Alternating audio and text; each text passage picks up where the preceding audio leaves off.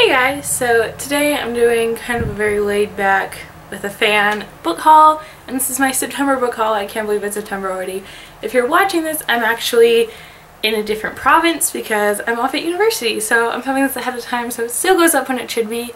And I'm probably going to do the same thing with my October book haul because I'm having upload problems from my laptop. So I just want to make sure that videos get posted when they should. So yeah, I wasn't sure I was actually going to have a book haul to post because I was on a book buying ban. I went about 70 days and then I cracked. I had to do it. And yeah, and then next month I'm sure I'll have a crazy book haul because September is my birthday month. My birthday is September 15th and I will be 19 and I'm very excited. So yeah, let's just get straight into the book haul. So the first thing that I actually want to show you isn't really a book, it's more like a journal kind of thing, and it is 712 more things to write about. I think there's a 642 version, but I found this one, and basically it's kind of like a collection of different writing prompts. And I don't know if I've ever mentioned it, I'm very into writing. I probably love writing just as much as I love reading, and I was afraid when I went off to university I wouldn't find the time. So if I write based off one of these prompts every day, it should last me quite some time. Some of them are funny, some of them are not funny.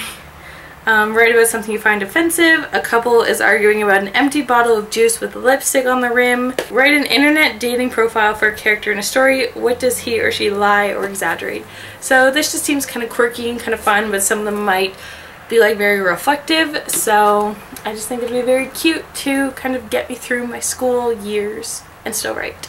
And then to go with that, because I'm, I guess, an overachiever and I don't know how much I'll write, I bought a notebook to go with it, and this is that chapters, so was that book, and this was $10 from Chapters, and it says not all who wander are lost with the different arrows on it, and I just thought it was so cute and I had to get it. So yeah, it's just a nice big notebook, and this is like, it almost feels like it's not bendy, but it's not like solid either, so I don't know how to explain it.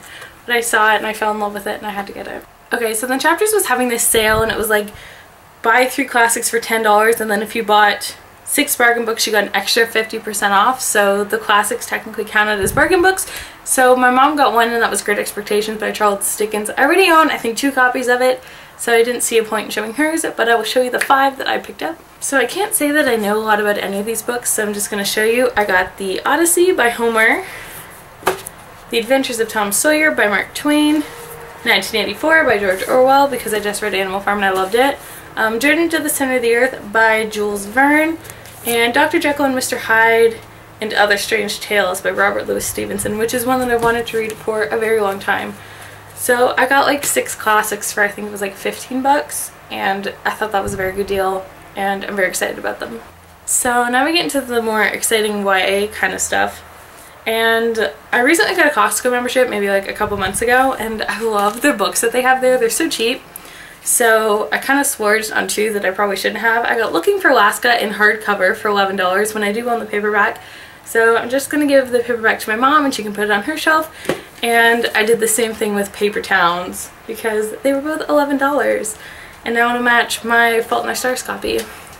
And then while I was at it, I bought An Abundance of Catherines because I didn't own this one. I've heard not bad things but the worst things out of his 4 books about this one. So yeah, I wasn't the biggest fan of The Fault in Our Stars, but I do want to read his other books and give them a chance. Then I picked up The Merciless by Daniel Vega. I have wanted to read this book for so long. I've heard such good things about it, and recently my friend Alyssa from AC Reads, who I will link down in the description, read it, and I'm pretty sure she enjoyed it. I think she gave it 4 out of 5 stars. And with her, I find she usually judges YA kind of, I don't want to say harshly, but she's very critical. Like, I know she reads like a lot of new adult and adult stuff. So when she says a piece of YA is good, I trust her opinion. And so that kind of pushed me to pick it up. And yeah, I wish I could have gotten to read it before I left for school because I don't have room to take it with me. But yeah, it's only the 20th, so maybe I'll be able to pick it up. But so many books to read, so little time. Then, of course, I got I Won the Happily Ever After by Stephanie Perkins. This is the 3rd book to the kind of companion series she's been writing. I've only read Anne and the French Kiss, and I read it April, May of last year. I think it was closer to May, and I have not read Lola yet, but I really want to because I've heard even better things about that one. So yeah, Chapters actually sent this to me like a week early, so thank you, Chapters. And yeah, it's just unfortunate I haven't been able to read it yet, but I do want to. This is another book that I got at Costco, and it's very shameful. What about Night Film by Marissa Pestle? And this was $13.50, but I do own the hardcover that I paid like $36 for. But it is very heavy and is very thick. So if you're going to get the nice floppy paperback, I'd be more likely to pick it up and I'd be more likely to read it. And I was going to take it to university with me, but there is no room in either of my suitcases for books. So as much as that breaks my heart, I just can't do it. I have to bring my Kobo and just live with that.